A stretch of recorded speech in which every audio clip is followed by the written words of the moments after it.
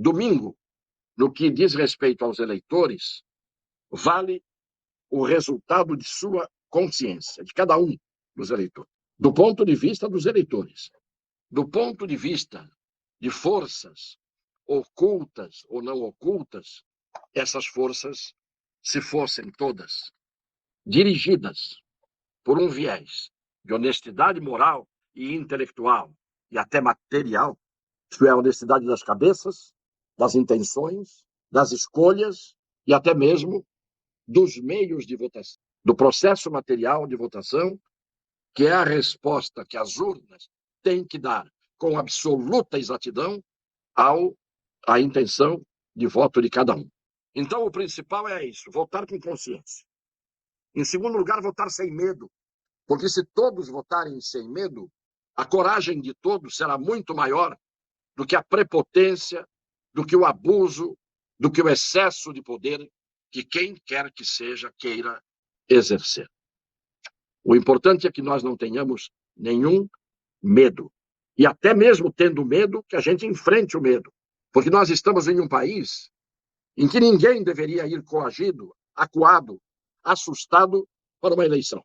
Então vamos vencer aqueles que acuaram uma parte do povo. Aqueles que não respeitaram o direito sagrado de todo o povo, mas de uma parte do povo que se atemorizou. Mas eu tenho certeza que no dia todos nós vamos nos encher de brilho, de coragem, de boas intenções, para exercer o nosso direito sagrado de cidadãos. Ninguém precisa temer, porque nós somos milhões de pessoas. É a nossa escolha. E ninguém pode nos assustar, nos amedrontar, por ter escolhas legítimas dentro do momento em que a escolha é que decide o resultado de uma eleição e o futuro próximo de um país. E não podemos permitir que as pessoas de má fé, as más intencionadas, as inescrupulosas, principalmente quando exercem cargos em que deveriam dar exemplo, que essas pessoas possam ditar a regra do nosso comportamento, possam algemar nossas intenções, possam influir em nossas decisões. E também falando da minha própria candidatura, eu quero agradecer a todos que incorporaram o nosso pensamento, a nossa ideia, os nossos ideais. Isso é um privilégio que eu tenho. E é por isso que eu tenho que agradecer a todos, do fundo do meu coração, e a minha gratidão, ela é permanente, ela é perene, ela é irreversível. Muito obrigado a todos, todos, todos, os que estão nesta legião que me acompanha.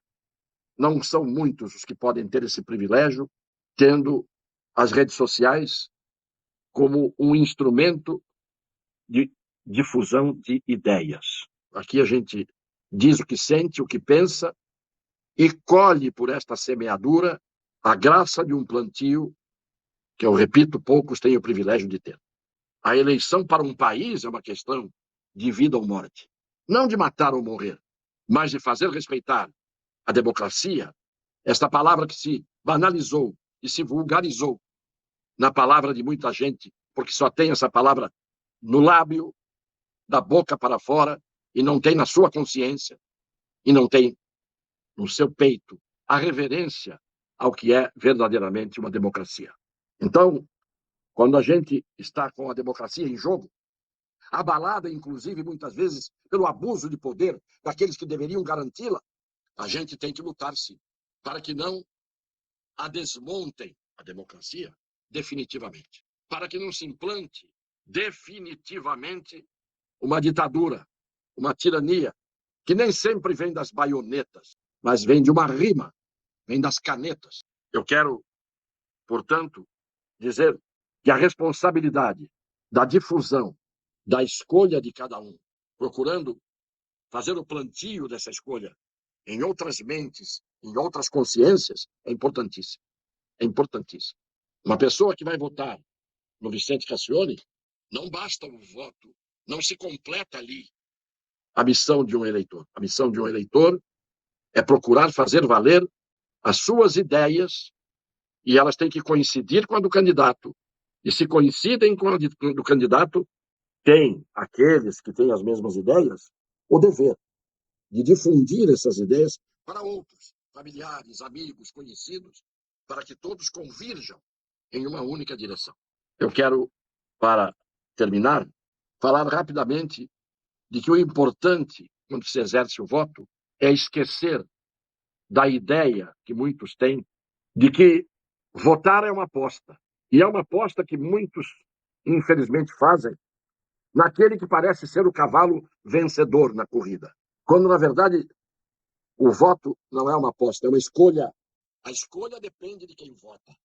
A aposta depende, às vezes, de um instituto de pesquisa, cuja seriedade nós não temos obrigação de colocar como certeza.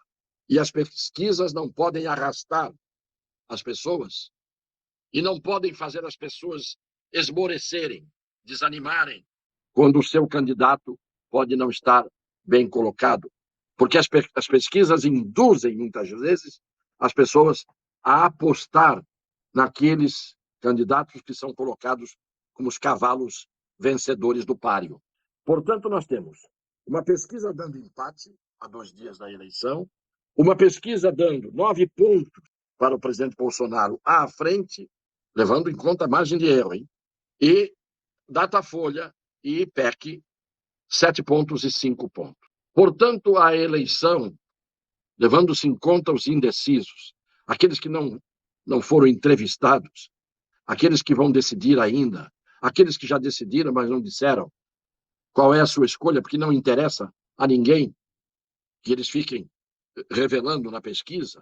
O problema da pesquisa é dela. O problema do eleitor não é ter que dar satisfações a institutos de pesquisa, se é que as pesquisas são feitas com idoneidade. Então, o que eu acho é que todo mundo tem que ignorar as pesquisas, principalmente as que vêm amanhã, véspera da eleição. O que eu considero um verdadeiro absurdo, repito, porque muita gente se deixa levar pela pesquisa da véspera para votar naquele que aparece como que estando na frente e cada um vote na sua escolha, segundo a sua escolha. Cada um vote com consciência. E o importante, não anulem o voto. Não votem simplesmente por desilusão, não escolhendo ninguém. Ora, bolas, se eu tenho que votar e acho que nenhum é bom, eu tenho que escolher o menos ruim. Ou eu vou escolher o pior. Não tem lógica. Cada vez que eu deixo de votar, às vezes o pior ganha uma eleição. É a minha opinião. É evidente que eu não estou aqui dizendo faça isso ou faça aquilo. Eu estou refletindo aquilo que eu penso dentro de uma lógica que me parece indiscutível.